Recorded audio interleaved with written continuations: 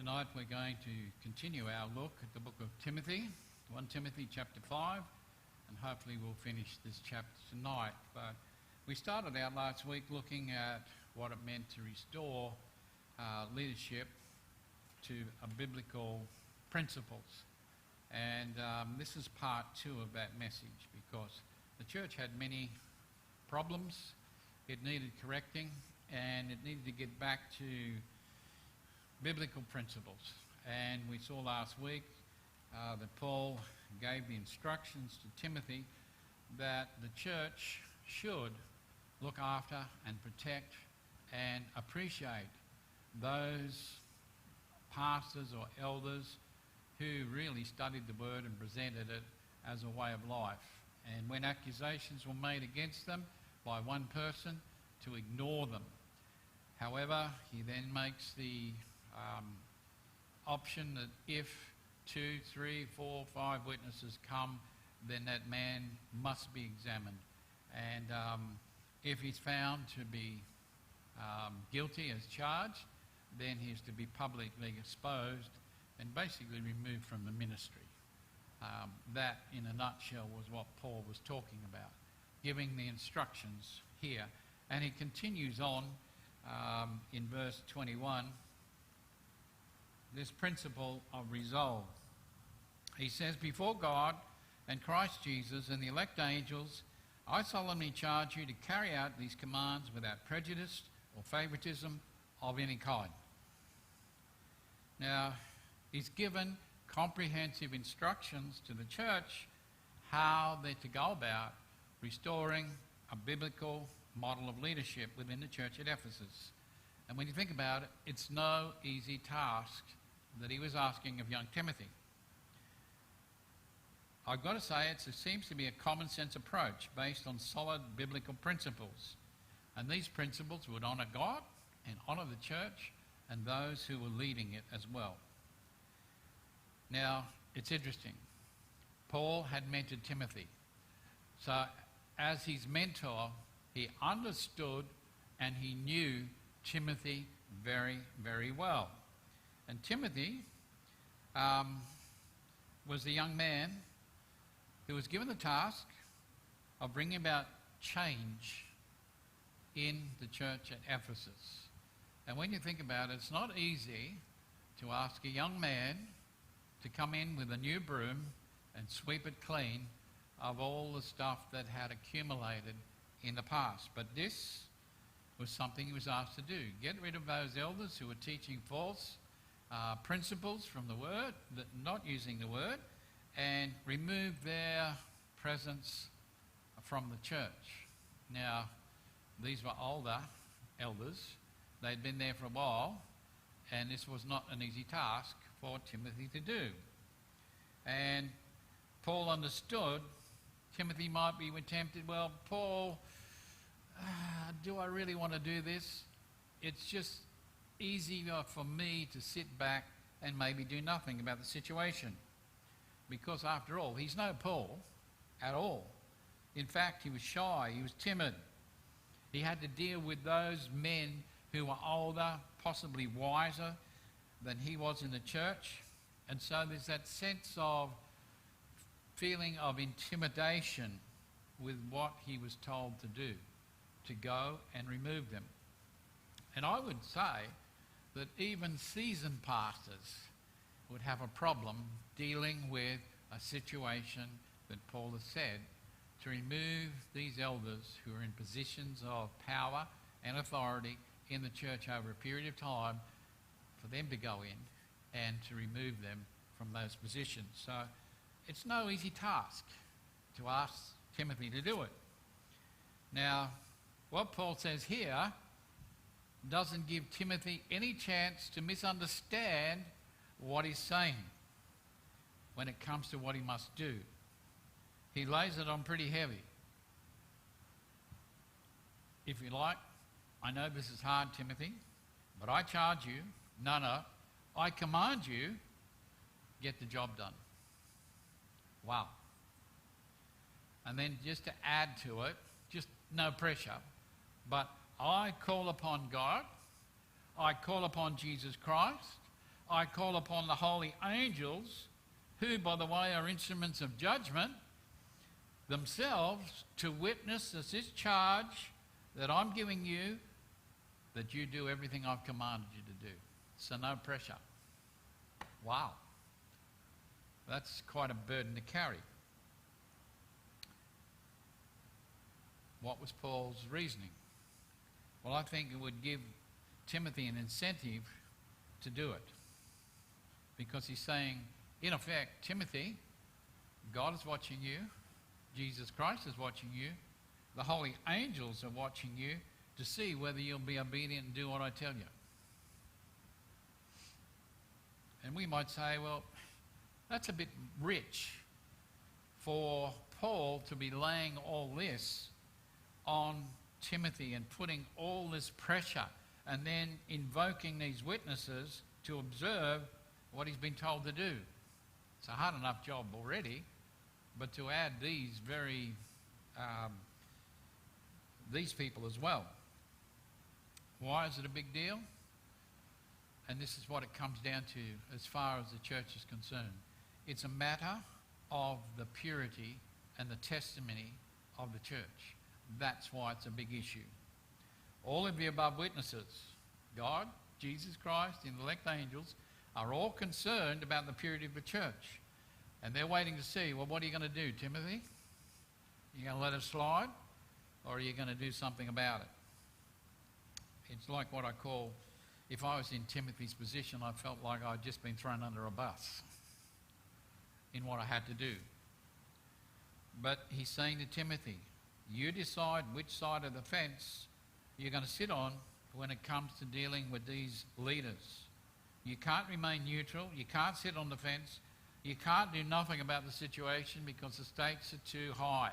You must do what I've told you. Now, that would mean, as a young preacher and leader in the church, is he prepared to go against popular opinion in a community? Is he prepared to concern himself with how people might think about him as he takes the new broom and sweeps out the old, so to speak? Or is he going to be more concerned about how God's going to look at his actions? Really, he's what I call the meat in the sandwich at this stage. The church has allowed it. The church has tolerated these leaders with their false teaching. And so the church as a whole, by doing this, we're endorsing that sin and allowing that influence to come from these men. Now, understand something. These men were in influential positions. They'd taken a long time to be able to get there. They had power. They had connections. And here's Timothy being asked to come in and upset the apple cart by confronting them, because if he did this, the ramifications would be serious. Even the withdrawal of financial support of the church could be removed if these men were removed. Now that's important. It's no easy task. There was also the consideration, how would the community in Ephesus respond? Would they accept and understand what was happening in the church and why he was doing it? Would it enhance the church's reputation, or would it bring about disgrace and dishonour? Would people then mock the church? These were just some of the things I believe were possibly racing through Timothy's mind at this stage as he prepared how he's going to deal with these men in such a way that he restores credibility to the leadership of the church, yet at the same time taking into account these men's position, their age, their wisdom, and deal with them in the right way as well, without fear or favour. Now, Paul uses a word in the Greek, prokrimatos, meaning don't give these pastors, don't give these elders any preferential treatment. They might be popular, they might be well liked, But do not allow that to cloud your view of what you must do. They've been found guilty of sin, must be dealt with, no matter how well-intentioned they appear to be. You cannot let them off simply because they do so many good things in the church and the community. Paul says, do not show them any preferential treatment because of who they are and what they do. Wow. That's a message the church needs to hear and do today. There's well-intentioned people, there are pastors that have disgraced themselves, and yet they're still in that job because of the things that they do. They've received preferential treatment. Now, to balance that out, Timothy, you have to be impartial about what you do. Get rid of them, but be impartial. Don't show favour, but be impartial in what you do. In other words, do not approach this job with preconceived ideas that you may have about those people. Now, we all have preconceived ideas of whether a person's this or that or whatever, and sometimes their actions, see, I told you, I always thought about that person, I didn't think they were the right people. We've got our preconceived ideas, and of course, when things happen, we feel justified. And what Paul is saying here is, don't you come with preconceived ideas. You be impartial about the job that you're supposed to do. What Timothy is being asked to do, very simply, is to have a balanced approach. He is not to do these things based on his personal preferences. And by the same token, he cannot give special treatment to protect someone he knows while being impartial to someone he knows is getting what they deserve. So he has to balance it up. No easy task, particularly when you know the people involved. It's to be done with truth and integrity. It's to be impartial without prejudice. And the reason is why. And it's very simple. Paul is saying, because all heaven is watching what is done and how you do it. Heaven's watching how you deal with it. Now, when a pastor or elder has been found guilty of sin, then all heaven demands that it be exposed in a public way. Don't hide with it. Deal with it. Confront it. Expose the sin for what it is. And it is sin. There's no preferential treatment. Sin is sin and needs to be dealt with. And particularly for those who are pastors and elders, because of the position that you hold and the trust that you've been given, when you break that trust, it needs to be exposed publicly so that people see this is not going to be tolerated as a condition of being in that position. You'll be dealt with the same as everybody else. Wow. So, no matter how hard you find this, Timothy, the only way to resolve this is to expose it publicly. This is the principle that the purity and integrity of the church is at stake, and heaven is watching you. So no pressure, mate. Just do it. Wow. Wow. So there's a lot in just that one verse. But we go a principle of restraint in verse 22. It says, do not lay hands on anyone hastily and so identify with the sins of others. Keep yourself pure. And I've called this a principle of restraint. And it might sound as though I'm saying, look, Timothy, no matter how you feel, don't take matters in your own hand. I'm not endorsing that you go out and assault these people. But what Paul is instructing Timothy to do is to exercise some caution when it comes to ordaining people into positions of leadership within the church. Take some time. Be cautious about appointing people into these positions. Give them time to prove themselves worthy of that position, particularly when it comes to appointing a pastor to lead and guide a church. Take your time. Don't accept the first candidate who comes along and applies for that position. And I might also add, don't take that candidate if he's the only one that applies for that position. No matter how desperate you are for a pastor, take the time and be careful. Let this person prove themselves worthy of that position that you're calling to them. Now, we have had a contrast in the previous verses where a pastor has a position of honour and respect and accountability, but at the same time, the potential for dishonouring that position when he fails to measure up by living a life that's inconsistent with his position. He is to be publicly exposed because he brings disgrace on both himself and the church. Now the question is, how does a church go about appointing and choosing the right person? Paul says, take your time, be cautious and careful, don't take the first person who comes along. And that's a message for churches today. There are not many men in the ministry and there's not a great pool to choose from, but don't be so eager to take the first person who comes along. Our text speaks about the laying on of hands, and this is understood in the scriptures of a group of people, in this case the church, laying their hands upon the candidate and affirming that God has set them apart for that ministry.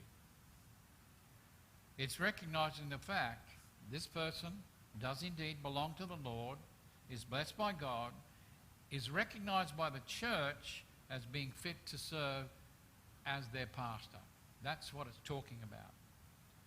Now please note, I emphasize here, it's not referring to a pastor who has disgraced himself, who has been exposed for his sin. It's not talking about the forgiveness or the restoration of that pastor back into that position by laying your hands on him again. That's not what it's talking about. I believe that pastor is no longer fit to exercise the position of trust again. He's disgraced himself. That trust is gone. He can be forgiven, but he can never be placed back in that position that he once held because he has betrayed the trust of that office. He has disgraced, he has damaged the reputation of the church by his actions. This is serious stuff. It really is. And we, as people in the churches, have to have high standards of those who are in those positions of authority. They must be accountable, not just treated with impartiality and special treatment. No, they need to be accountable. Now, the process for a church to follow in appointing and calling a pastor is that you would examine a pastor. Now, when I retire or I get carried out one of the way, there'll be a need for a new pastor in this church. How is the church going to go about calling a pastor?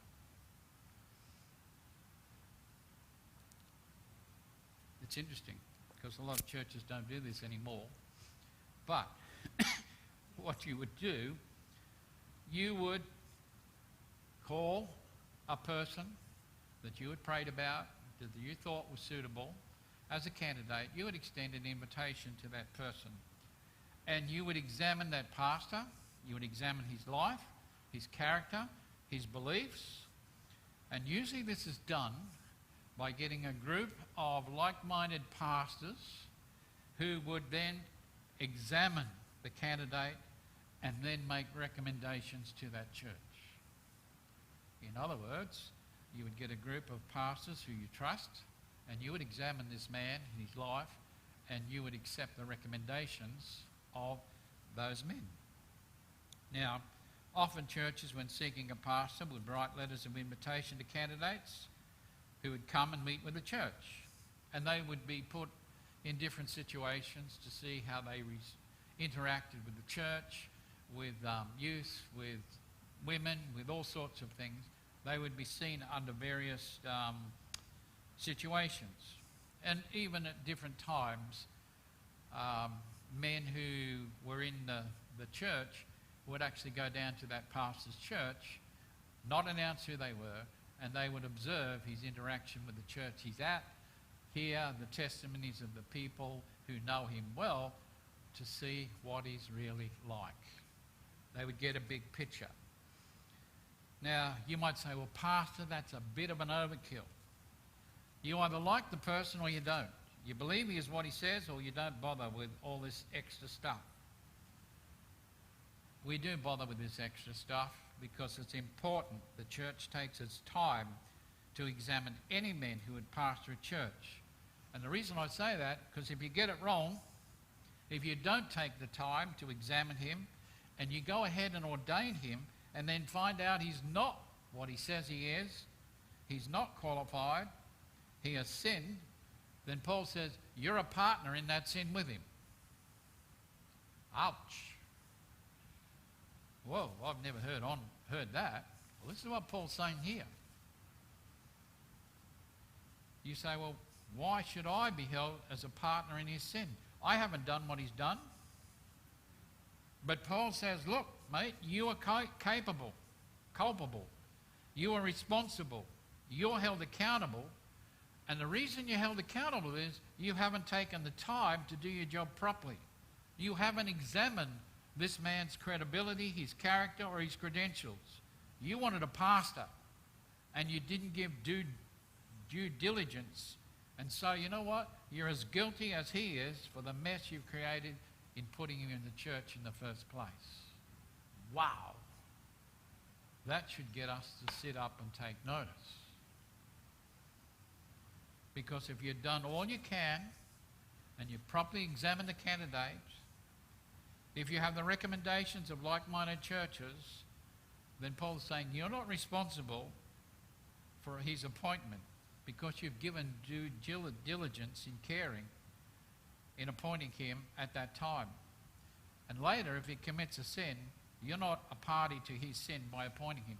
You've gone through all the steps to make sure he is credible. Why examination of a candidate? So that your conscience is clear. Paul uses the word tereo. You are pure in that you've exercised due diligence in this matter. You've maintained your agnos, your honour. You've maintained your integrity, which is important. Because if you do this in a group, if one person fails, then it's not a reflection on the group who've faithfully done their examination. That's why you have a group, because all these men do it. There might be questions you missed out. There might be things that you don't see, but the group does see. And so one man might fail, but the group as a whole doesn't fail. They've carried out and given due diligence to it. So if you all fail to do a proper examination, then you all share the same disgrace of that man's sin, because you are part and parcel of recommending him to the church. Take the proper time to examine and evaluate a candidate, because if you don't get it right, you share in that disgrace and shame because you're part of it. Now, that's pretty strong language. But it's a good principle the churches need to go back to in the biblical model of leadership. Now this might be out of left field, this one. Primary resolution: stop drinking just water, but use a little wine for your digestion and your frequent illnesses. Why does Paul stick this in here? Seems rather out of it, doesn't it? What's this got to do with pastors and selecting them and appointing them and laying hands on them? It seems disjointed. And yet, you know, this very passage is used to justify social drinking and why it's okay. Because this is used, a little wine for thy stomach's sake. Yeah, you're right. But that's not what it's talking about when you look at it. We understand and know from the records that Timothy had taken a vow of abstinence. And that abstinence was not to indulge or partake of any alcoholic beverages, because he wanted to be a role model of commitment and purity in the church. In other words, he didn't want to become a stumbling block to a brother or sister in the Lord. He didn't want to cause them to fall because of something he'd done. So he was serious about his vow. Now Paul, by putting this in, is not trying to get him to break that vow. He doesn't want him to change his mind. But what he is concerned about is Timothy's health because Timothy has a history of getting ill regularly. He wants Timothy to take what I call a holistic approach to his health. He wants him to live a balanced life. He doesn't want him to swing from one extreme to another, which sometimes when you make, no, can't do that, no, it's black and white, can't do that, no shades, can't do that. But he wants to keep things in their proper perspective. Now, if you've been in ministry for any length of time, you find that your health does suffer. It suffers mentally, physically, spiritually and emotionally. Now think about it. Here's a young man, single. In Timothy's case, he's in charge of a church with lots of problems. And he's just been commanded, go and deal with these elders. You publicly expose them. You deal with them. Now, this is something that would affect his well-being and health because of all the stress, all the tension that his job demanded, because it would get to him. He would end up becoming ill. And Paul's concern for Timothy is simply this: you must take appropriate measures to ensure you do not fall victim to ill health again and again. Timothy, you know there's a time and a place where you may need to consider adding some wine to the water that you drink so your stomach will not cause you to be sick again, is basically what he's saying. This is not a justification for social drinking or alcohol, because we need to understand that the water they drank in that day wasn't filtered. It wasn't free from impurities, which resulted, when they drank it, in people getting bugs in their system, which would culminate in them having a very serious disease. So unless there was clear running water, then that water had to be boiled.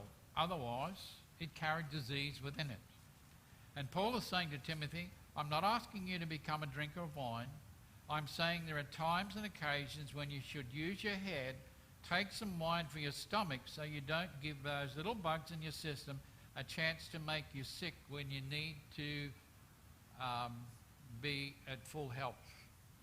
In other words, he uses the word asthenies to describe illnesses that Timothy had. Your health is important.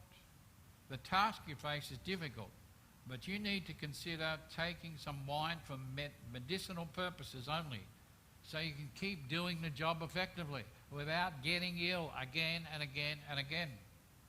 And it makes common sense.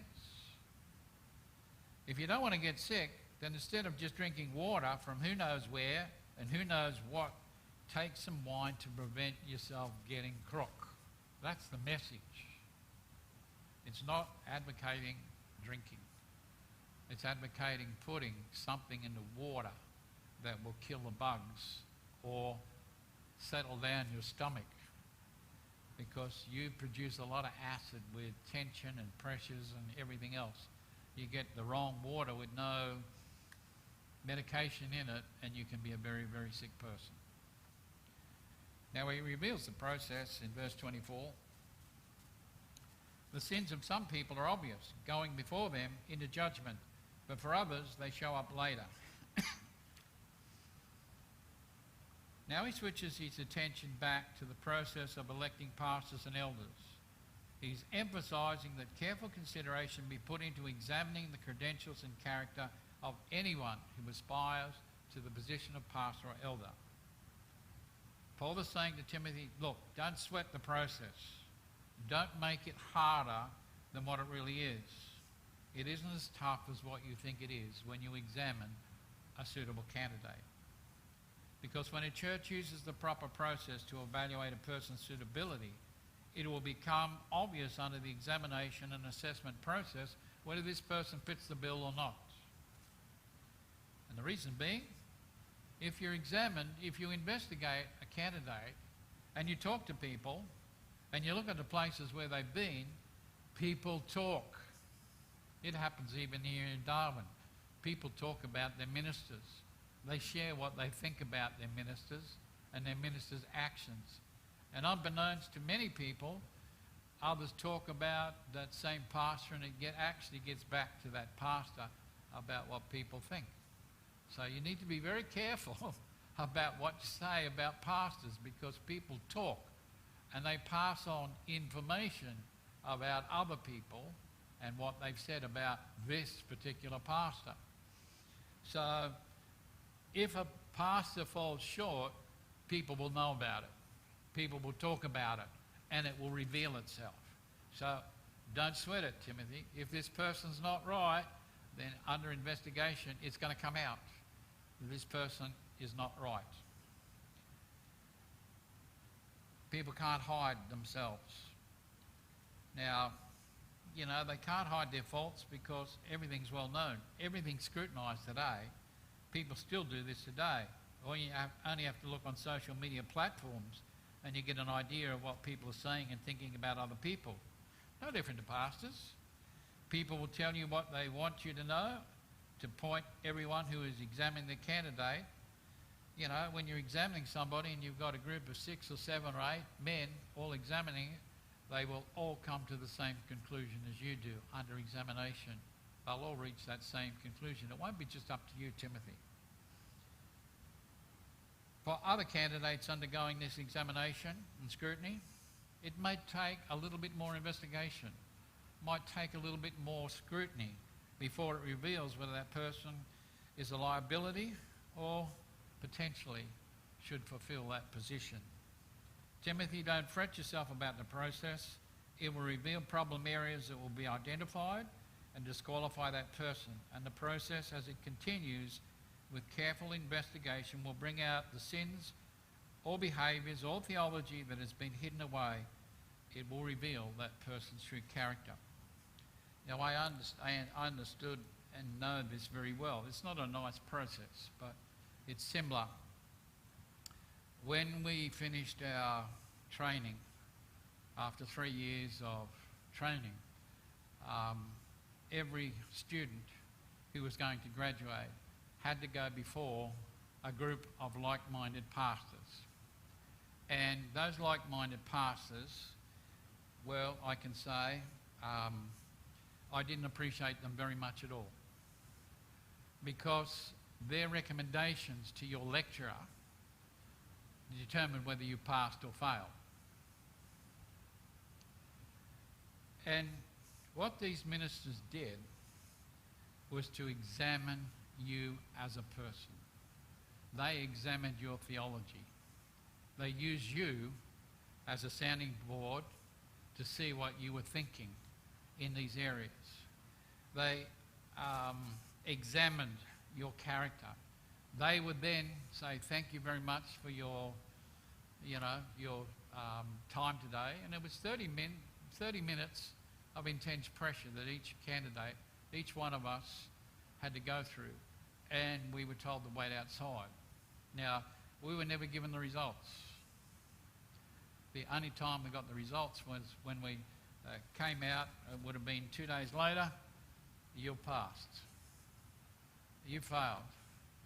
The reason being, the recommendation would come and say, you're a bit wonky on this, you're not sure on this, and we're recommending that you go away and do further study so that you are fit to be able to go out and do that. Now that was my graduation. Now today I'm very thankful they did it, because you either knew what you believed and why you believed it, or you didn't. There are that many that come out of the college today have no idea of what they believed. But there was close scrutiny and the experience of other men who had been around and understood the pressures and tensions that you would be facing as you went into the ministry. They were protecting you as well. So this is something churches need to take on board. The process revealed similarly good works were also obvious, and the one that are not cannot remain hidden. So basically what he's saying is there'll be ones that will show themselves as suitable candidates, and there'll be those who will not be because they've hidden a lot of stuff. But eventually it will come out. So you would do some further investigation. Now, do not let this upset you, Timothy. Under close examination, their true character and activities will be revealed no matter how hard they try to keep them hidden. There's always something, always somebody who knows something about you and is willing to share that news with others, whether it's good or bad. They're everywhere. And Paul's instructions couldn't be plainer. Be serious when it comes to appointing a man to the position of pastor. Don't be hasty or rush headlong into that appointment. Take your time. Get to know that man. Get to know his family. Get to know his character, what he likes, what he dislikes. Put some pressure on him and see how he reacts. How faithful is he to the Word of God? Does he practice what he preaches? All of this takes time. It needs to be evaluated. So don't feel bad about the process of examination. If you're a candidate, you might say, yes, well, that's easier to say, but when you're on the receiving end, it's not a nice feeling. But the examination will show you those who are suitable, those who are not. The process is to safeguard and maintain the purity of the ministry, and those who want to attain to that position, they need to be qualified before they can be put in the biblical role of leadership. And that's the challenge that churches need to do. Get back to the biblical role of leadership. Not the CEO role of leadership, but the biblical model. So I hope that's been a blessing. It was a challenge that reminded me things of what I went through, and I'm certainly glad that I did. We're going to close by singing just the first verse and chorus of 314, Stepping in the Light. 314.